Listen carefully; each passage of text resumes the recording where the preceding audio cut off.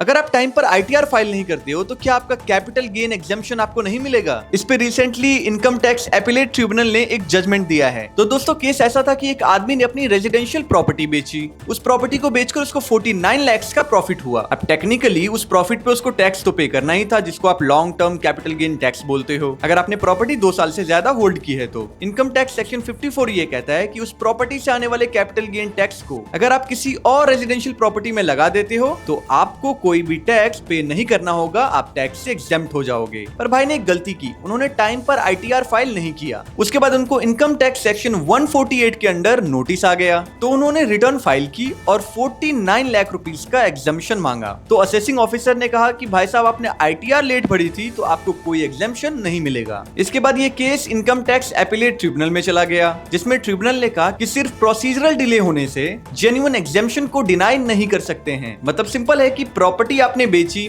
आपको capital gain हुआ, आपने अलाउड टाइम फ्रेम के अंदर उस पूरे पैसे को एक सेम प्रॉपर्टी टाइप में इन्वेस्ट कर दिया, तो सेक्शन 54 का जो क्लेम है वो वैलिड होता है, चाहे आपने आईटीआर फाइल की हो टाइम पर या ना की हो। जो एग्जेम्पशन आपको सेक्शन 54 में मिले हैं वो वैलिड होंगे, पर कंडीशन ये है कि जो क्लेम आपने किया है वो उस इनकम से डायरेक्टली लिंक्ड होनी चाहिए। तो दोस्तों अगर वीडियो अच्छी लगी तो वीडियो को लाइक कीजिए, शेयर कीजिए और रियल एस्टेट न्यूज के लिए रियलिटी डॉट को सब्सक्राइब करना मत भूलना।